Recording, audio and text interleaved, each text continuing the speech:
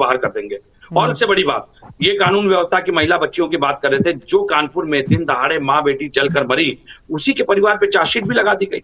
और जो अधिकारी जिम्मेदार थी जिस अधिकारी की जिम्मेदारी थी, आपने देखा कैसे मंच पे ठुमके लग रहे थे उस दिन, किस तरह के दृश्य प्रस्तुत हुए थे। वो काला अध्याय ये ब्राह्मण समाज कभी भूल नहीं सकता। ऊंचाहार में 5 ब्राह्मणों को जिंदा जलाकर नरसंहार कर दिया गया था, उस पर ये सारे ब्राह्मण मौन थे जो सत्ता की मलाई काटने में व्यस्त हैं। तो मुझे लगता है कि अगर बात मुद्दे की है, ब्राह्मणों के विषय पे हो रही है, तो हमें ब्राह्मणों के वर्ग से बाहर नहीं निकलना चाहिए। बात लगातार ब्राह्मणों की हो रही है। एक और सवाल जी, एक और सवाल पांडे जी, कि आपका जो पीडीए है क्या वो पिछड़ा दलित और अल्पसंख्यक है या पिछड़ा दलित और अगड़ा हो गया है अब?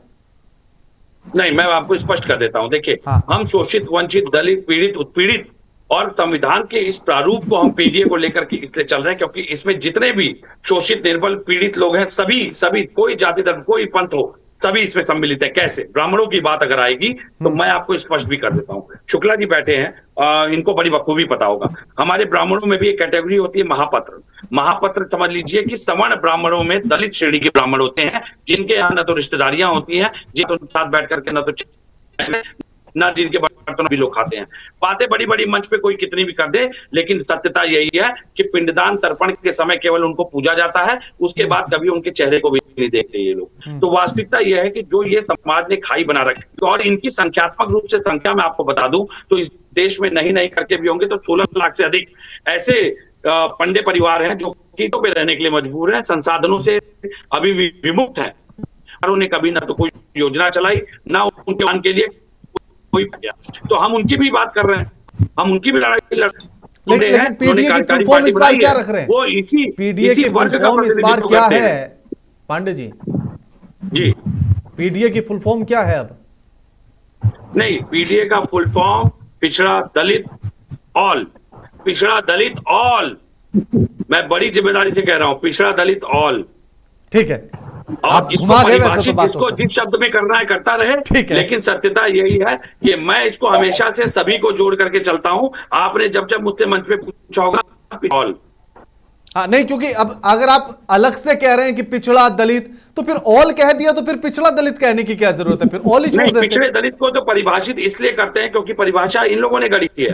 पिछड़े और दलित को हमेशा से अलग रूप से देखा गया, अलग व्याख्या की गई। और जो अभी इसी पॉइंट पर लौटेंगे। सैयद साहब भी हमारे साथ हैं। सैयद साहब, आप कह रहे हैं कि कांग्रेस का पहले से ब्राह्मणों का वोट बैंक रहा है, लेकिन ब्राह्मणों का वोट बैंक छिटका भी है आपसे, और बुरी तरह से छिटका है। तो इस बार क्या फॉर्मूला है? क्या इंडिया गठबंधन में समाजवादी पार्टी के कंधों के सहारे ही क्या अपनी जमीन तैयार करने की कोशिश है, या अपना कोई अलग फॉर्मूला आपके पास भी है? अभी आपने पीडीए का फुल फॉर्म पूछ रहे थे बार बार जी, सपा के प्रवक्ता जी से। मैं इसका बता दूं, क्योंकि कांग्रेस की तरफ से पीडीए का फुल फॉर्म है जिनको पिछाड़ा जा रहा है, और डी से धमकाया जा रहा है, डराया जा रहा है, और ए से आंखें दिखाई जा रही है जिनको, वही है पीडीए। पीडीए जिनको इस तरीके से पीडीए का चाह है, वो सरकार इंडिया गठबंधन में वो दमन खत्म होगा, इसीलिए पीडीए नाम रखा गया है। ये कांग्रेस का पीडीए जो है, इसमें पिछड़ा, डराना, धमकाना और आंखें दिखाना, यही है पीडीए। लेकिन ओपी राजभर का तो आज अलग बयान आया, वो कह रहे हैं कि जो पीडीए है वो अब केडीए हो गया है, काट देगा हीर। देखिए, राजभर जी को पहली बात तो कोई सीरियस लेता नहीं है। वो कब बदलते हैं, क्या क्या कहते हैं, उनकी आप उठा के, लेकिन सहयोगी तो रहे हैं। अरे मैं कह रहा हूं, उनका पिछला हिसाब किताब अगर देख लिया जाए तो वो क्या बोलते हैं उनको खुद पता नहीं होता है। आज क्या बोलेंगे, कल क्या बोलेंगे, परसों क्या बोलेंगे।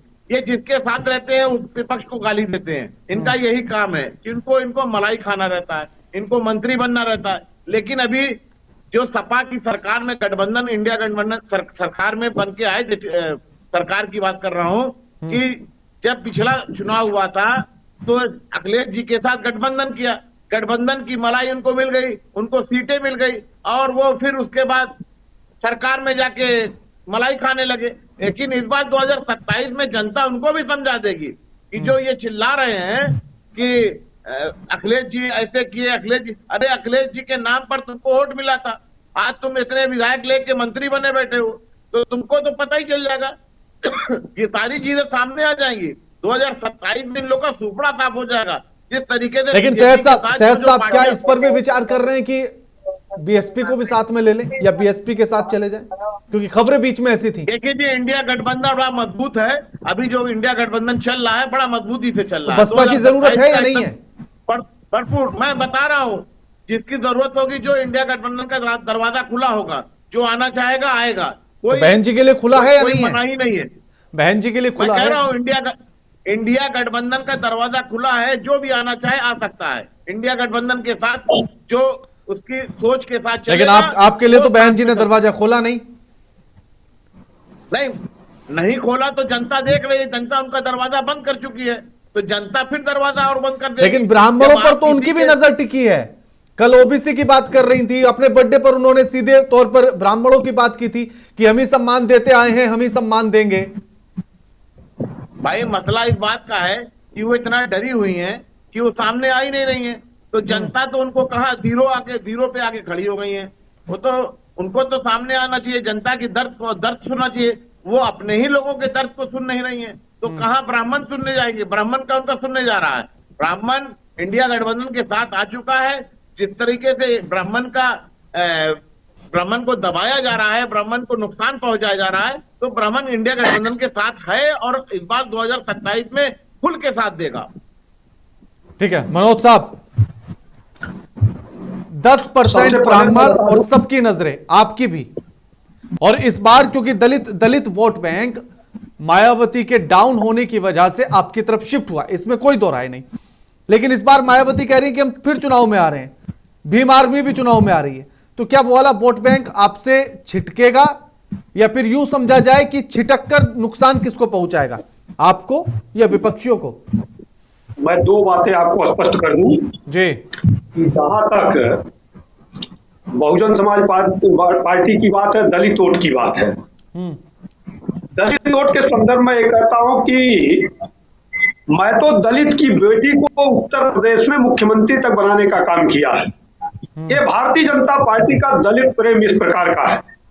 हम भारतीय जनता पार्टी, पूर्व के भारतीय जनसंघ जिसने स्थापना किया, पंडित दीनदयाल उपाध्याय जी जो इतने बड़े दार्शनिक हुए, उन्होंने अंत्योदय की बात कहा, समाज के अंतिम पायदान पे खड़े हुए व्यक्ति के उत्थान की बात कहा। उसके आधार पर भारतीय जनता पार्टी का संगठन, अपने संगठन में उनका समायोजन और सरकार में उनकी सहभागिता, इस प्रकार के भाव के साथ भारतीय जनता पार्टी आगे बढ़ती है। ऐसा हमारा दलित प्रेम है।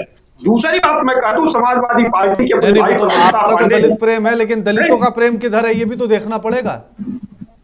कभी भी जिसके लिए आप काम करेंगे, जिसके लिए कोई जाति पाति का भेद नहीं करेंगे, सर्व समाज की बात करें, हमारा संगठन सर्वव्यापी, सर्वस्पर्शी, सर्वग्राही है। हम सब इसका ध्यान देते हैं, इसी आधार पर हमारी सरकार भी काम करते इस नाते। तो पिछले रोज यही बात तो मायावती कह रही थी कोई भी हो कि सबसे ज्यादा काम हमने किया है ब्राह्मणों के लिए, दलितों के लिए, शोषितों के लिए। ये राजनीतिक दल में काम करने के नाते सब लोग अपनी अपनी बातें करते हैं। जो भी बात कर रहा है, समाजवादी पार्टी के लोग बात कर रहे हैं, कांग्रेस के लोग बात कर रहे हैं, बहुजन समाजवादी पार्टी के लोग बात कर रहे हैं, करना भी चाहिए। लेकिन आपके सामने जो कुछ दिखाई दे रहा है, हमने बात किया, हमने उनके लिए काम किया है, इस नाते 2017 में भी दिखाई दिया, 2022 में भी दिखाई दिया, और देश का चुनाव हुआ तो 14 में भी दिखाई दिया, 19 में भी दिखाई दिया, 2024 में भी दिखाई दिया। और मैं अगली बात कह दूं अपने प्रवक्ता महोदय के लिए कि आपने पूछा पीडीए का अर्थ क्या है, पीडीए का मतलब क्या है। एक अगले समाज के होने के बावजूद अपने नेता से परमिशन लेना पड़ेगा कि ये लोग जा जाके अलग अलग स्थानों पे उसकी अलग अलग व्याख्या करते हैं। अब जो बता रहे हैं कि दलित बता दिए, पिछड़ा बता दिए, लेकिन बाकी आल बता दिए। और इन लोगों को इस पे भी ध्यान देना चाहिए कि उसी समाज से आने वाले, अगले समाज से आने वाले लोग, इतनी भी जरूरत नहीं, इतनी भी हिम्मत नहीं है कि टीवी पे बैठ करके इसकी बात करें, क्योंकि वहां से डांट पड़ जाएगी। शायद समाजवादी पार्टी का पक्ष रखने के लिए न भेजा जाए अगली बार। इस नाते इनको पहले तो स्पष्ट करना चाहिए। अभी कांग्रेस के साथी हमारे पीडीए की व्याख्या कुछ और बना, पीडीए बना रही समाजवादी पार्टी, उसका व्याख्या कर रहे कांग्रेस के लोग। ये पीडीए आपस में उलझा हुआ पीडीए है, इसका कोई मतलब नहीं है, पीडीए से इनका कोई सरोकार नहीं है। पीडीए अच्छा मनोज जी एक बात बताइए ना, वो बात तो ठीक है, लेकिन एक बात बताइए, असदुद्दीन ओवैसी कह रहे हैं कि हम चुनावी मैदान में उतर रहे हैं, मायावती कह रही है हम भी चुनावी मैदान में उतर रहे हैं, दूसरी तरफ इंडिया गठबंधन है ही, फिर आपका एनडीए गठबंधन है। अब ऐसे में अगर 10% ब्राह्मण वोट बैंक, अगर उससे वो किस तरफ जाएगा, कैसे बटेगा? दलित वोट बैंक मायावती के आने से 21% किस तरह से बटेगा? भीम आर्मी भी चुनाव में रहेगी। यादव वोट बैंक वो कैसे बटेगा? तो क्या इस पूरी, और सबसे बड़ी बात 19% मुस्लिम वोट बैंक, 19 से 20%, वो किस तरफ जाएगा? क्या वो इंडिया गठबंधन को चुनेगा? क्या वो असदुद्दीन ओवैसी को चुनेगा? तो इससे फायदा क्या बीजेपी को होगा? इन सारी चीजों में भारतीय जनता पार्टी विश्वास नहीं करती है। अच्छा, फिर भारतीय किसमें करती जनता है? पार्टी कौन किधर जाएगा? आपने पूछा ब्राह्मण, मैं ब्राह्मण डंके की चोट पे कहता हूं, मैं भी एक ब्राह्मण हूं, इस पे मुझे गर्व है।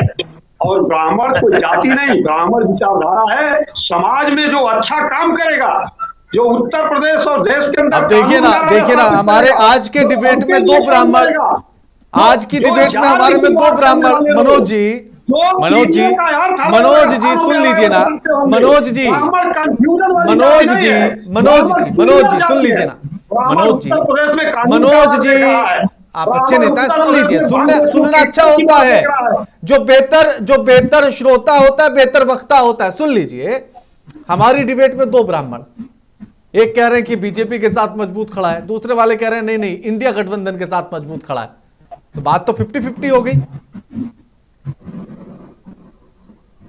बताइए मनोज जी। ये केवल भारतीय जनता पार्टी के खाते में उत्तर प्रदेश में सौभाग्य प्राप्त हुआ है कि 50+1% वोट के साथ केवल इकलौती पार्टी भारतीय जनता पार्टी जो शासन में आई है। हम 5%, 10%, 2%, 1% की बात नहीं करते हैं। सबका समर्थन है, सबका सहयोग है। इस नाते मैं कह रहा हूं भारतीय जनता पार्टी आगे 2027 में आने वाली है। बाकी पार्टियों को कहीं खड़ा होने की जमीन नहीं। मैं ये डंके की चोट। ठीक है। अगर विवेक जी, मायावती चुनावी मैदान में उतरी, भीम आर्मी उतरी, तो जो आपकी तरफ शिफ्ट हुआ था दलित वोट, वो किधर बटेगा? क्या फिर से लौटेगा मायावती की तरफ? क्या लौटेगा भीम आर्मी की तरफ? मुस्लिम वोट सबसे ज्यादा इस बार सस्पेंस में है कि अगर असदुद्दीन ओवैसी चुनावी मैदान में उतरते हैं तो क्या इंडिया गठबंधन से छिड़क कर असदुद्दीन ओवैसी के पास जाएगा, या उनको इंडिया गठबंधन में आप मिला लेंगे? नहीं, देखिए, हम तो बड़े स्पष्ट रूप से चाहते हैं कि ये सारे दल चुनावी मैदान में आए, क्योंकि जितनी ज्यादा प्रतिस्पर्धा रहेगी उतना ज्यादा जनता के लिए विकल्प का चुनाव करना आसान हो जाता है। और जितने कम राजनीतिक दल होते हैं चुनाव में, उतना ही मुश्किल होता है जनता के लिए विकल्प लेना। सबसे बड़ी बात यह कि जिन राजनीतिक दलों की बात आप कर रहे हैं, ये राजनीतिक दल लगातार मौन रह करके केवल सत्ता के इशारे पे अपनी फाइलों को दबाए रखने के लिए तब लक्षित होते हैं जब उनको वोट कटवा या वोट काटने के लिए इस्तेमाल किया जाता है।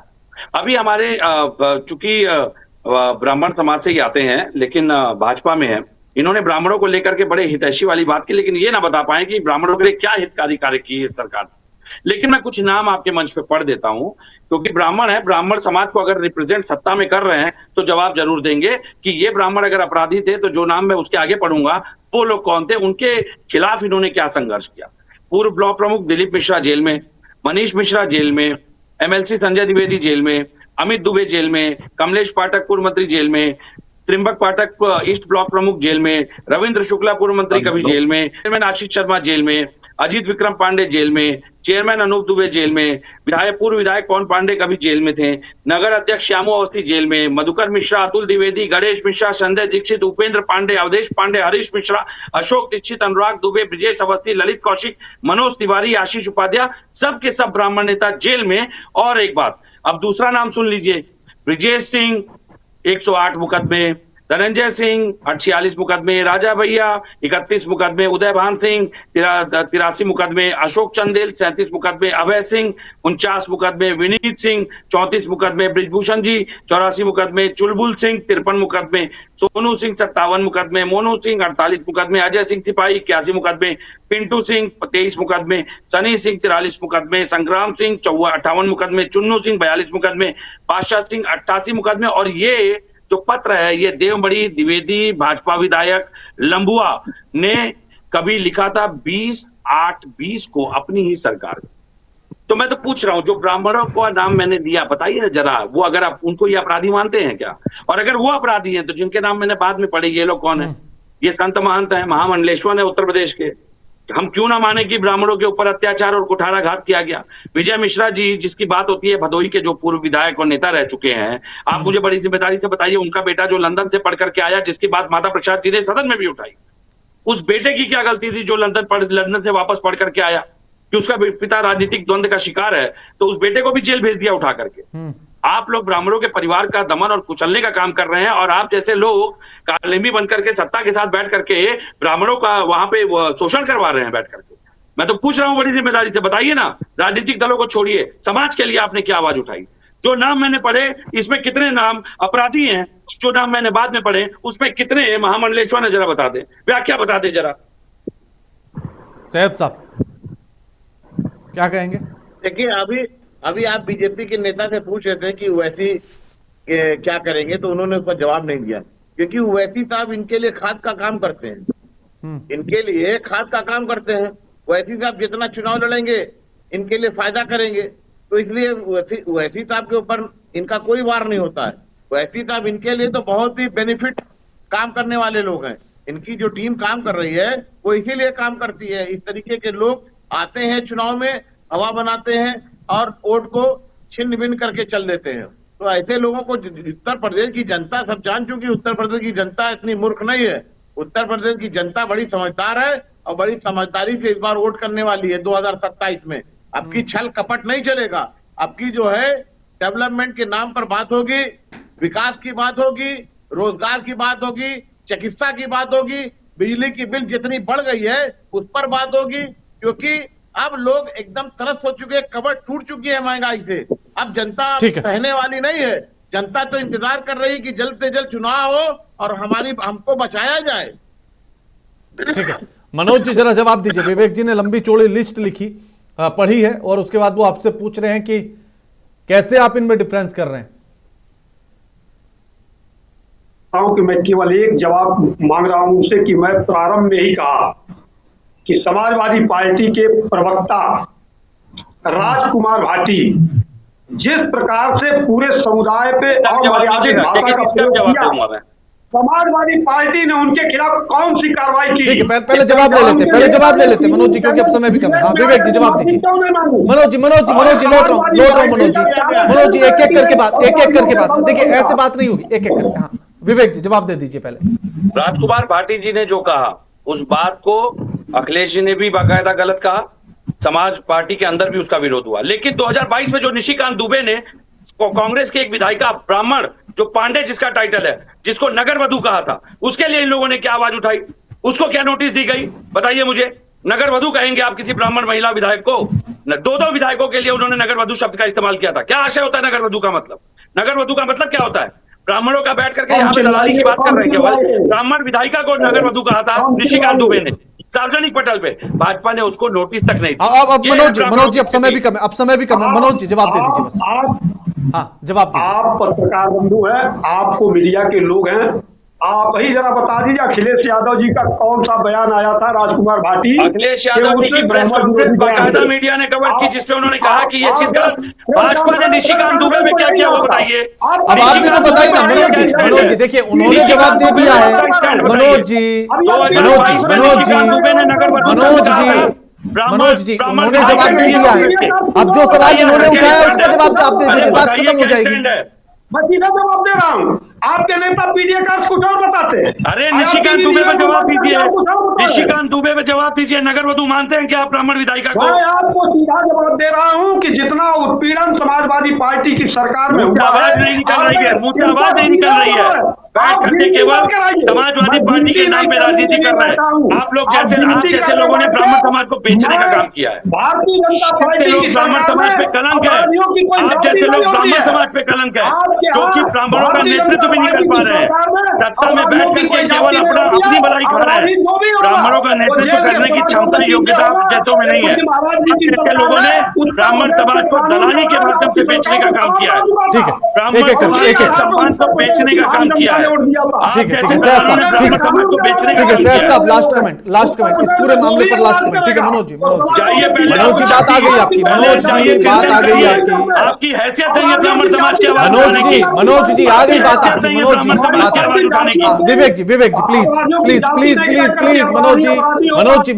मनोज जी आगे बात। हाँ सैयद साहब लास्ट कमेंट। देखिए, ये 2027 का चुनाव बेरोजगारी पे होगा, डेवलपमेंट पे होगा। बिजली की बिल जिस तरीके से बढ़ती जा रही है, जिस तरीके स्मार्ट मीटर ने लोगों की कमर तोड़ी है, चुनाव इस पर होगा। शिक्षा पे होगा। जो पर्चा लीक हो रहा है बच्चों का, बच्चे आत्महत्या कर रहे हैं, 2027 का चुनाव इस पर होगा। और 2027 का चुनाव इंडिया गठबंधन भरपूर सीटों से चुनाव जीत के आएगा और लोगों की समस्याओं को खत्म करेगा। ठीक है, शुक्रिया आप सभी मेहमानों का हमारे साथ इस चर्चा में जुड़ने के लिए और ये तमाम बातचीत करने के लिए। मनोज जी आपका भी शुक्रिया, सैयद साहब आपका भी शुक्रिया, साथ ही विवेक पांडे साहब आपका भी शुक्रिया हमारे साथ ये तमाम बातचीत और जानकारी साझा करने के लिए, अपना कीमती समय देने के लिए। लेकिन समाजवादी पार्टी का ब्राह्मण कार्ड क्या इस बार पीडीए के साथ साथ एक का मतलब अल्पसंख्यक रखा है या अगला रखा है, या पीडीए के साथ एक और शब्द भी जोड़ दिया गया जिसका मतलब ब्राह्मण होगा? और क्या अखिलेश यादव ये मानकर चल रहे हैं कि उनका MY समीकरण के साथ बी का होना जरूरी है ताकि चुनाव को जीतना आसान हो जाए? और इस समय पर ब्राह्मणों की जो कथित नाराजगी बताई जा रही है बीजेपी से, क्या उसको भुनाने की ये बड़ी तैयारी है? चाहे मायावती हो, चाहे अखिलेश यादव हो, चाहे कांग्रेस हो, सबकी नजरें ब्राह्मण वोट बैंक पर हैं। 10% का ब्राह्मण वोट बैंक जो 150 के आसपास सीटों पर सीधा असर रखता है, निर्णायक भूमिका के तौर पर जीत हार का फैसला करता है, उन्हीं सीटों पर सब पार्टियों की नजर है कि अगर उनके खुद के बनाए फॉर्मूले के साथ ब्राह्मण और मिक्स हो जाए तो समझिए कि सत्ता की कुर्सी हाथ में आ जाएगी। अब इस पर आप भी सोचिए, समझिए और विचार कीजिए। लगातार खबरों के लिए देखते रहिए महुआ खबर। नमस्कार।